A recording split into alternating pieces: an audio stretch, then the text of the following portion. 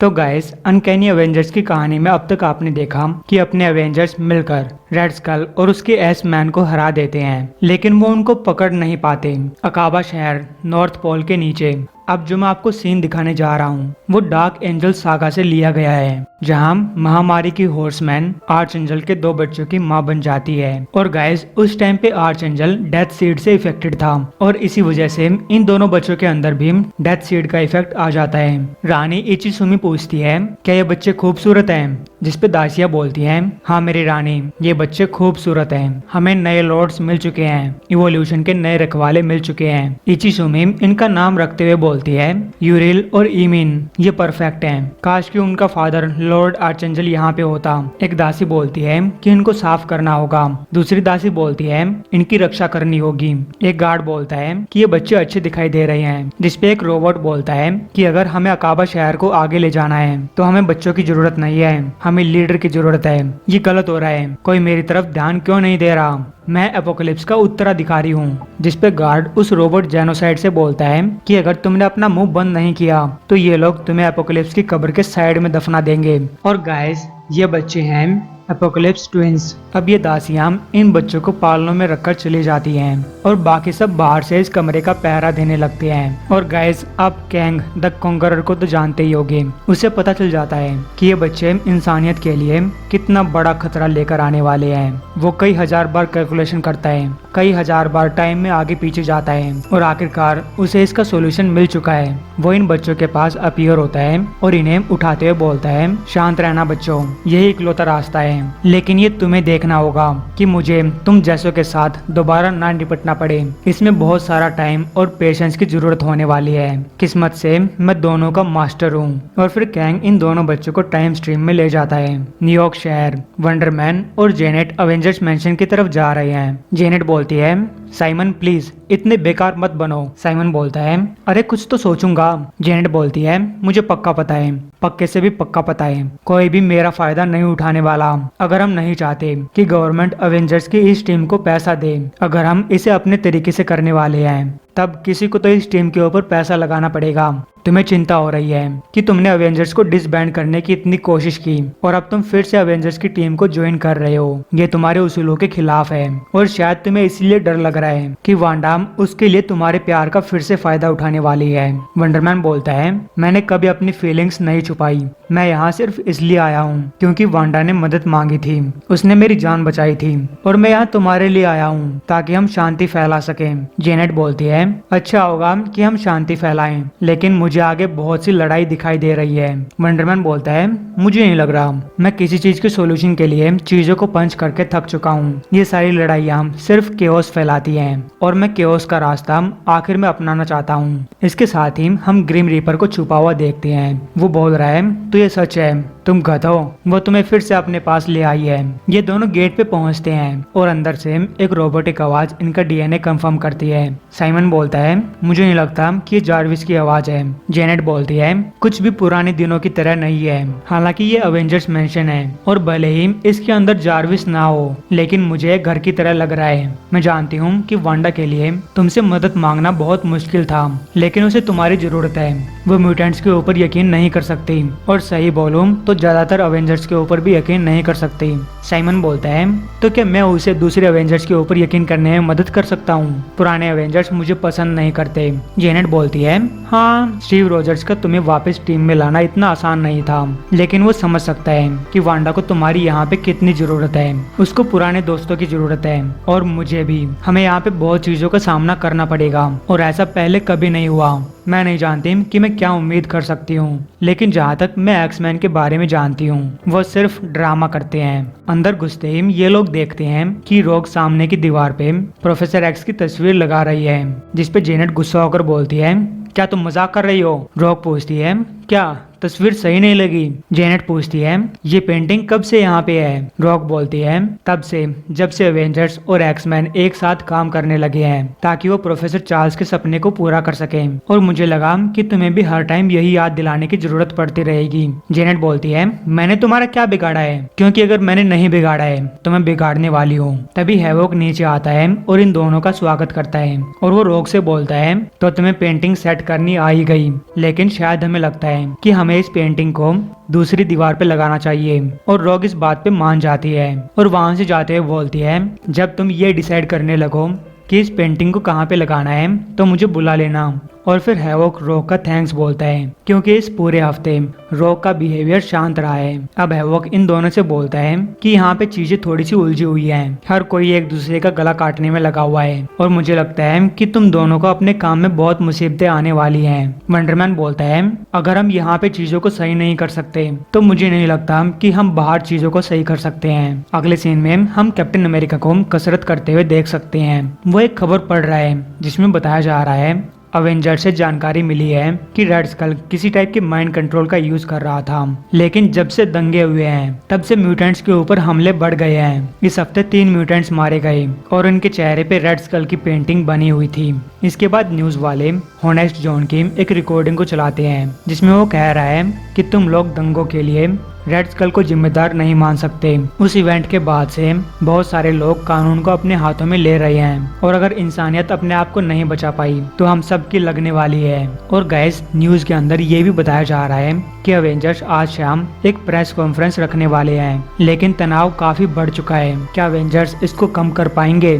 तभी Wanda captain के पास आती है और बोलती है, अगर हम एलेक्स को लीडर बनाते हैं तो ऐसा नहीं हो सकता। कैप्टन पूछता है, क्या साइमन और जेनेट आ चुके हैं? वांडा बोलती है, हैवॉक उन्हें उनके प्लान बता रहा है। जेनेट म्यूटेंट्स की फ्रेंचाइजी चलाना चाहती है और एलेक्स उसके साथ सहमत है। कैप्टन पूछता है, क्या तुम सहमत नहीं हो? वांडा बोलती है कि इससे इस दुनिया को इतना बड़ा मैसेज नहीं मिलेगा जिसकी इसे जरूरत है। अवेंजर्स यूनिटी स्क्वाड को एक ऐसी लीडर की जरूरत है। कैप्टन उसे रोकते हुए बोलता है, देखो मैं जानता हूँ कि तुम अपने तरीके से जेवियर के सपने को पूरा करना चाहती हो ताकि उसकी मौत बेकार में ना जाए। मैं जानता हूँ कि तुम अपने आप को म्यूटेंट कम्युनिटी के सामने साबित करना चाहती हो, लेकिन तुम लीडर नहीं बन सकती। वांडा पूछती है, क्यों नहीं बन सकती?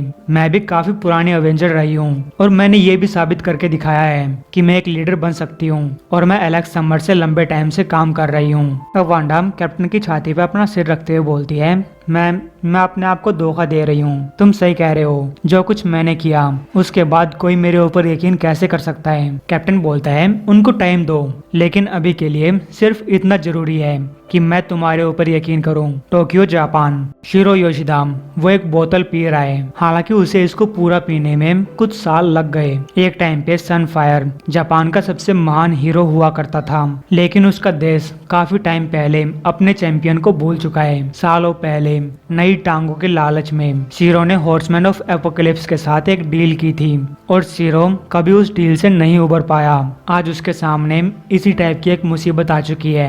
अकाबा बीकन उसको घर बुला रही है ताकि वो अपने नए जन्मे हुए लॉर्ड्स की सेवा कर सके। और गाइस, इस टाइम पे मैं एपोकलिप्स ट्विंस के बारे में बात कर रहा हूँ। हम देखते हैं कि लोगन शिरो के रास्ते में खड़ा है। शिरो पूछता है, तुमने मुझको कैसे ढूंढा? लोगन बोलता है, न्यूयॉर्क से तुम्हारी स्मेल पकड़ ली जो अपने आप से नफरत कर रही थी। शिरो पूछता है, तुम मुझे यहाँ परेशान करने क्यों आए हो? क्या तुम मेरे दिए हुए धोखे के लिए अपना बदला लेने आए हो? लोगन बोलता है, ना, मैं जानता हूँ कि एपोकलिप्स के लिए काम करते हुए तुम्हारा दिमाग किस तरीके से बदल सकता है। मैं यहाँ कोई बदले के लिए नहीं आया हूँ, मैं यहाँ काम के लिए आया हूँ। शिरो बोलता है, सनफायर रिटायर हो चुका है, आखिर तुम लोग मुझे कितनी बार टीम के अंदर बुलाओगे और मैं तुम लोगों को कितनी बार बताऊंगा? लोगन बोलता है, वेल, मुझे पसंद है कि मेरे साथ एक एटॉमिक बॉम्ब घूमता रहे, और दूसरा, जो तुम सोच रहे हो वो कह रहे हो, दूसरा किसी चीज की परवाह नहीं कर रहे हो, तुम ईमानदारी से बातें कर रहे हो और मैं ईमानदार लोगों के ऊपर यकीन करता हूँ। शिरो बोलता है,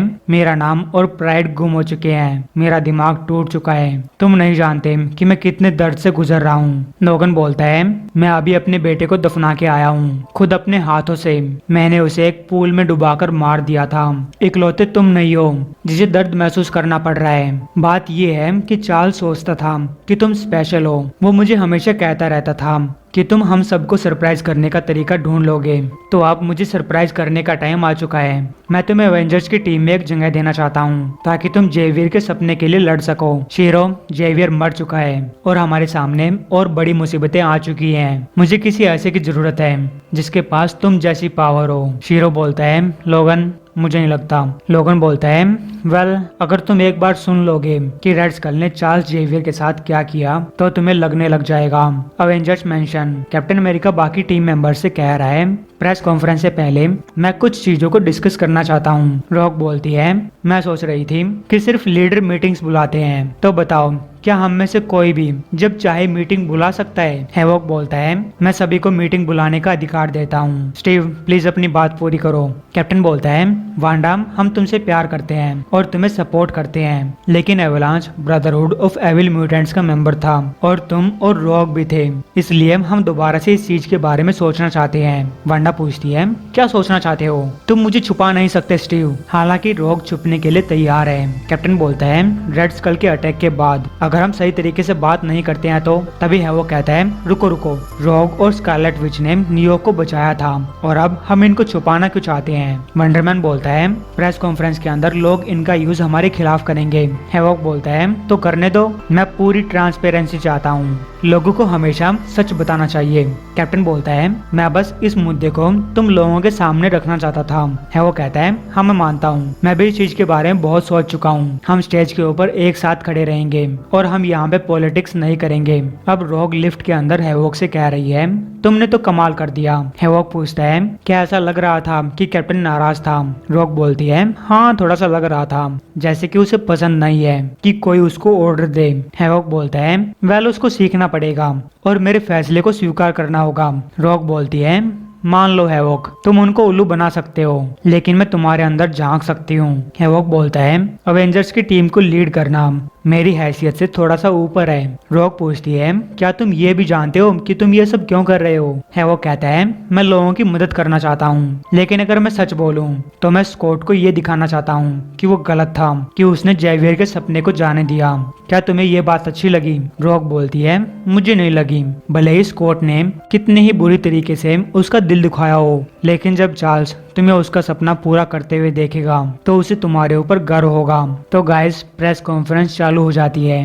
कैप्टन अमेरिका कह रहा है कि रेड स्कल ने एक म्यूटेंट को मैनिपुलेट कर दिया और उस म्यूटेंट ने बिल्डिंग को गिरा दिया और इससे दंगे भड़क गए। वो इंसानों और म्यूटेंट्स के बीच एक लड़ाई शुरू करना चाहता था, लेकिन वो फेल हो गया। हालांकि ये खतरा भी टला नहीं है, इसलिए इन दंगों से उबरने के लिए मैं आप लोगों के सामने अवेंजर्स यूनिटी डिवीजन को पेश करता हूँ, जिसका लीडर है हैवॉक। इसके बाद हैवॉक सामने आता है और स्कॉट की बातों को याद कर रहा है, जो कह रहा है, तुम कभी सीरियस नहीं होते, तुम कभी जेवियर के सपने को पूरा करने की कोशिश नहीं करते, इसलिए हमारी टीम से बाहर निकल जाओ और एक्समैन को उन लोगों के लिए छोड़ दो जो उसके सपने को पूरा करना चाहते हैं। अब हैवॉक अपना मास्क उतारते हुए बोलता है, हम इन चीजों को इसलिए पहनते हैं ताकि लोग ये ना जान सके कि हम कौन हैं, लेकिन मैं तुम लोगों को बताना चाहता हूँ कि मैं असल में कौन हूँ। मेरा नाम है एलेक्स समर्स, मैं प्रोफेसर चार्ल्स जेवियर्स का स्टूडेंट हूँ। ये टीम हमने इसलिए बनाई है ताकि हम सब लोग मिलकर एक साथ काम कर सकें, एक ऐसी लड़ाई लड़ सकें जो अब और ज्यादा इम्पोर्टेंट है। हाल ही में इस वर्ल्ड ने देखा कि मेरे भाई स्कॉट के पास गॉड पावर्स आ चुकी थी, और जब उसने उन चीजों को ठीक करने की कोशिश की जो कि उसे लगा कि गलत थी, तो मुझे लगता है कि किसी भी इंसान को ऐसा नहीं करना चाहिए।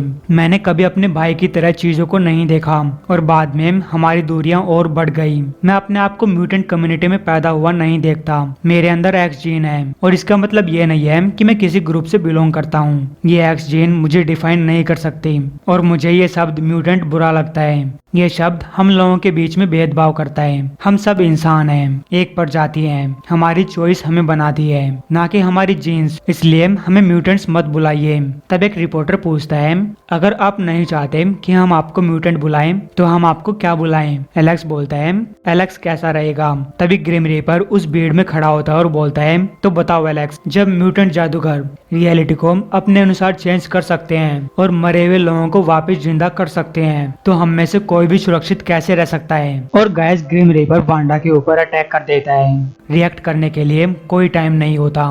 कोई भी स्पेल इतनी तेजी से कास्ट नहीं की जा सकती कि वो वांडा को ग्रिम रीपर के गुस्से से बचा सके, लेकिन वंडरमैन उसे बचा लेता है। जेनेट बोलती है, अब बैटल क्राई बोलने का टाइम आ चुका है, जिसपे हैवॉक कहता है, अवेंजर्स असेंबल। हैवॉक वुल्वरिन की तरफ इशारा करता है। वुल्वरिन बोलता है, बिल्कुल, मैं संभाल लूंगा। और वो सीधा ग्रिम रीपर को स्पीयर मारता हुआ चला जाता है। रीपर लोगन के कान में अपना एक्स डालते हुए बोलता है, क्या तुम्हें मेरा सेरिब्रल फ्रीक्वेंसी जनरेटर सुनाई दे रहा है? और गाइस, लोगन के कान और दिमाग के बीच में कोई भी एडमेंटियम की सेल नहीं है और ये फ्रीक्वेंसी जनरेटर लोगन के दिमाग को तोड़ के रख देता है। कैप्टन अमेरिका ग्रिम रीपर की तरफ अपना शील्ड फेंकता है, लेकिन रीपर साइड हटते हुए बोलता है, वो गधा जो कि ग्रिम रीपर की तरफ एक डिस्कस फेंक रहा है, शायद वो अपना पुराना पार्ट भूल चुका है, पर मैं तुम्हें दोबारा ये पार्ट पढ़ा सकता हूँ। वो कैप्टन के ऊपर अपनी ब्लास्ट का यूज करता है, जिसके अंदर एक स्मॉल न्यूक्लियर बॉम्ब जितनी पावर है। अगर कैप्टन की जगह कोई और इंसान होता तो वो भाप बनकर उड़ जाता।